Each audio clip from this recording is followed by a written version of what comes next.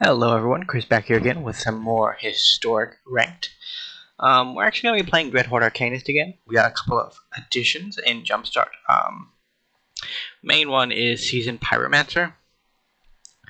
I'm interested to see if it will really add too much to the deck. Because when you look at the individual abilities on the card, it doesn't really scream that amazing. But when you add them together, it definitely is a really, really powerful card. And I'm excited to see if it'll work out in this particular deck, because one of the things that Arcanist has a problem with is closing out the game.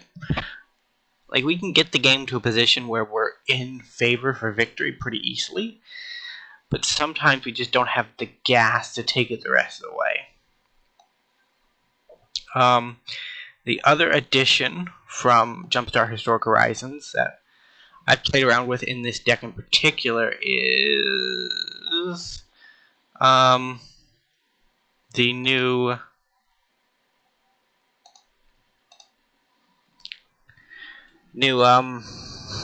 Bone Shard type effect, where you basically can sacrifice a creature or discard a card, and that's really helpful for our claim plan because we can just claim something.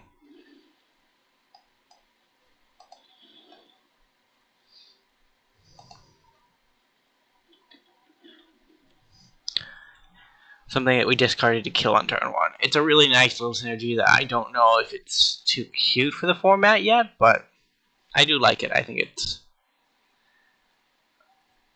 a good, not really a good play, I guess would be the way to pose it, but a good synergy to have over Spark Harvest, because they're essentially the same card, except for Spark Harvest has you can pay 4 extra instead of sacrificing a creature. With Bone Shard, you can sacrifice a creature or discard a card, which is really good.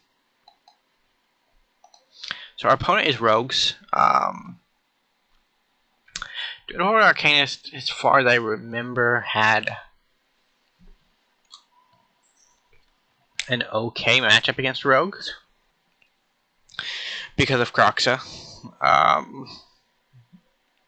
Like, if they counter our Croxa enough, we'll be pretty screwed, but if they don't,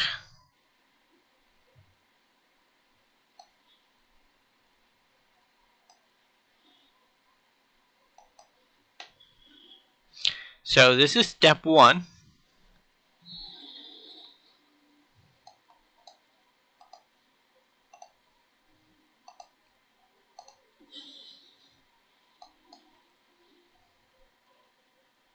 Crap. Is he? Never mind. Step 1 did not have a follow-up for step 2.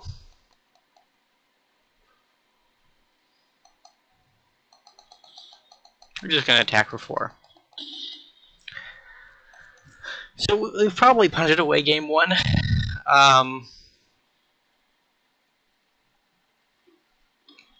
I guess we could scoop at this point to not show our opponent that we're on Dreadhorde Arcanist. Although, Phyrexian Tower, they probably know. If you look at our graveyard, you see something's not quite right. There it is. Bone Shards.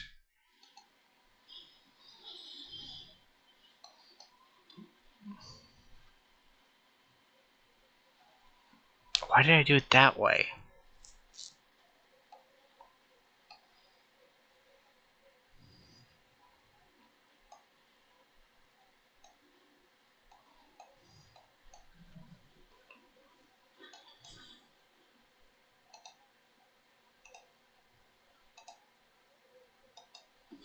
Man, this is just not gone my way. You can tell that I have not played the deck so often. I was just considering scooping so that Dreadhorde Arcanist was not revealed. But he ended up getting revealed anyway, so I can't really change that. Now, Part of the reason why Fame is such a good card in the trying to figure out what my next play is gonna be. Probably attack with Dreadhorde Arcanist. Thoughtseize.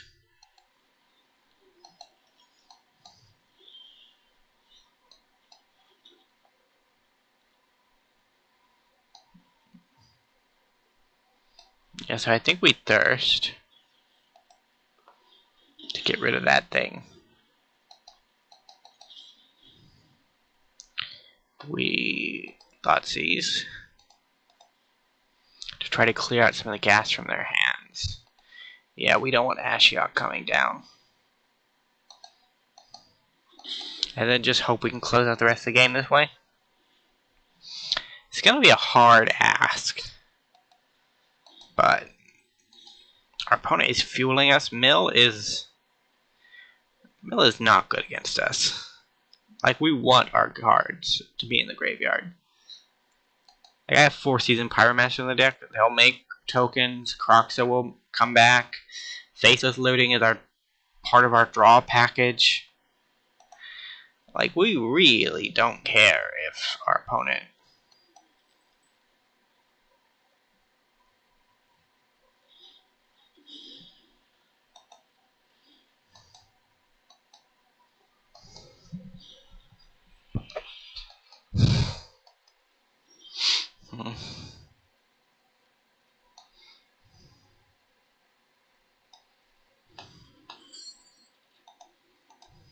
So we don't want to get rid of that one. We don't want to get rid of Fame. We can get rid of any, well, most creatures. Young Pyros we're probably not going to bring back. The lands we don't want.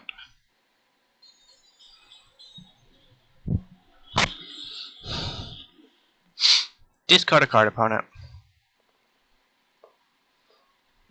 I didn't really think that through too greatly.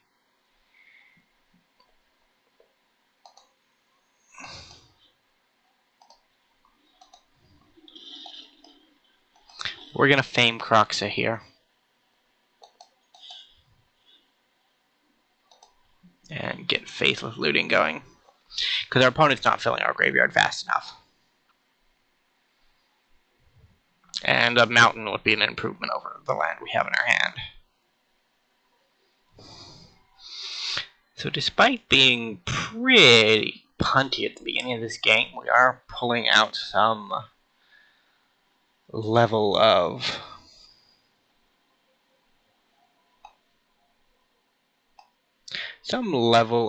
actual decent play. So our opponent has to discard one of the remaining 2 cards in their hand. We know one of them is a Cosmos Elixir, the other one is an unknown.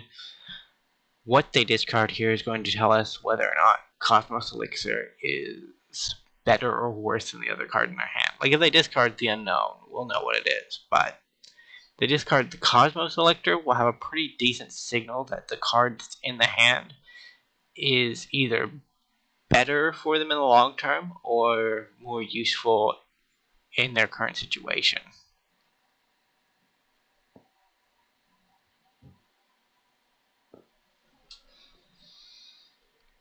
Opponent might be tilting because they're taking an awful long time to decide here. Cosmos Elixir goes to the bin. Japanese art for that Faithless Looting is phenomenal. We'll keep Young Pyro. We have cards we can cast from our graveyard. They may not be much, but it's honest work.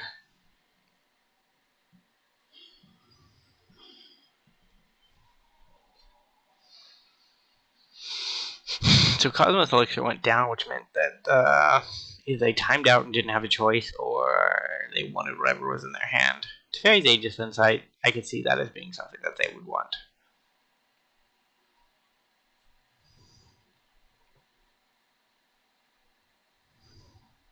I don't think this is I can't imagine that this deck is too meta. Which our deck isn't very meta at the moment either. Like, Dreadhorde Arcanist was a pretty real deck there for a couple months, but it fell off the radar pretty fast after Strixhaven. And even before that, to be honest.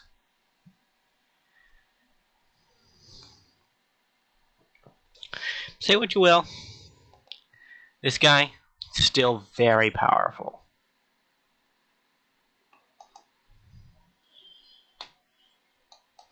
Yeah, so our plan has not changed.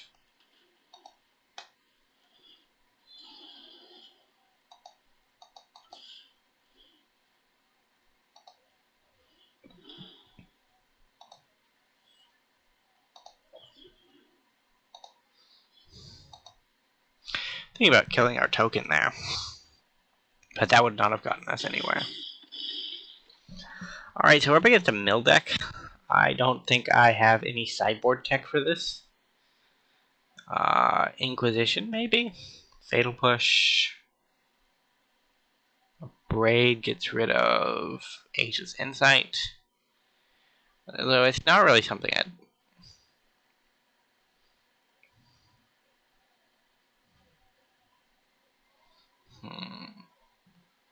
Enchantment, so actually. I'll take some Feed the Swarm Host. We'll go down to Village Rites to Spark Harvest. This time we'll take the pain to the face. We did that a lot last game as well, but we weren't doing that last game because we wanted to remove enchantments. We did that last game because our lands shock us, bolt us when they come into play. For those of you who don't know, you're watching a Magic video, so you probably know, but Bolt refers to Lightning Bolt, 3 damage. So whenever something deals you 3 damage, you're getting bolted. And whenever something deals you 2 damage, you're getting shocked. Because shock deals 2, bolt deals 3. 1 mana, both apiece. Not really that difficult. So I think I'm going to play... Yeah, I'm going to play that tap on 1. That way, on 2 we can go into Arcanist, and then 3 Seasoned Pyromancer. I think that's going to be a pretty sufficient line of play. Although, the best laid plans of gods and men do have their flaws. And I think killing the Dire Fleet Daredevil Captain, something like that, is a fleet thing. Is worth it in the end. One of the nice things about these Zendikar spell lands is that they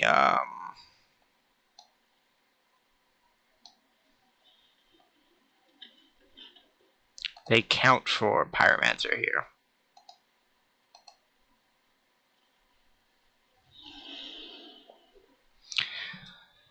So there was a definite argument there to just try to feed the Swarm for Teferi's Tutelage, but our opponent is the type to tap out, so I'm not extremely worried about them doing something awful to us. Because generally what you want to do when you're like a control shell where you're trying to mill somebody is you get down your Teferi's Tutelage and then you just sit on counter spells. Sit on a counter and draw spells, and then at the end of your opponent's turn, after they've failed to deal with whatever you're doing, you can just draw. Or if you had to do a counter spell that turn, you'll just be countering. Never seen the dragon thing on the board. The dragon pet there in the corner. I don't recall you, but I'm sure you've been around for a bit.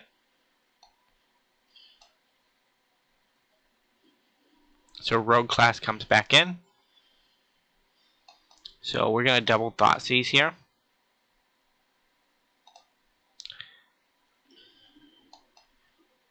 For those of you who are unaware, double Thoughtseize is really powerful.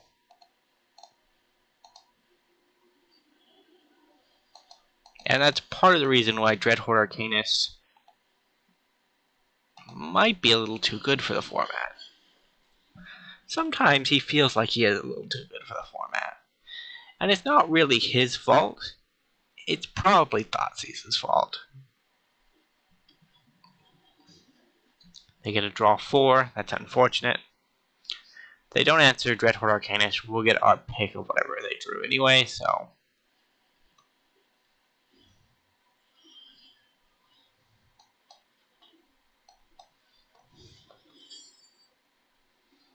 So always remember to scroll through, grab the lands first because they don't serve a purpose. Then we'll grab some things that we can't actually play that well.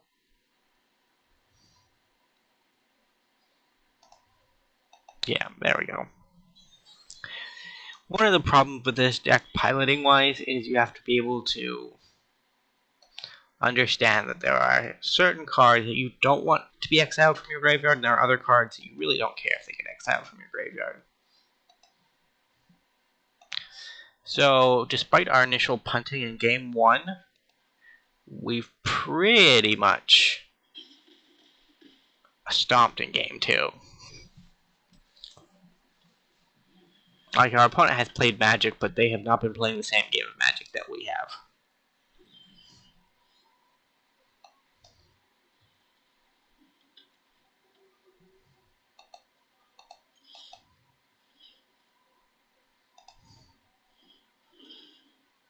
So one of the nice things about Dreadhorde Arcanist is it lets you ignore timing restrictions, which is actually kind of cool. So you can do shenanigans like Bone Shard during your combat phase, which is frankly just awesome. The whole power restriction is not as big of a restriction as you think, because we have things that just deal with that. Fame, for example, deals with that. It boosts our power up to 3 so we can cast things like Feed the Swarm. A couple other things too. Hey, there he is. That's why I haven't seen him yet. I haven't unlocked him. Well, I'd like to thank you all so much for watching. Remember, if you like the content, to subscribe to the channel, and look forward to more historic-based content. We're getting an updated elf build here in a couple of days. Got some other things from Historic Horizon I want to try out. Just been mainly having fun drafting, so I will see you next time around.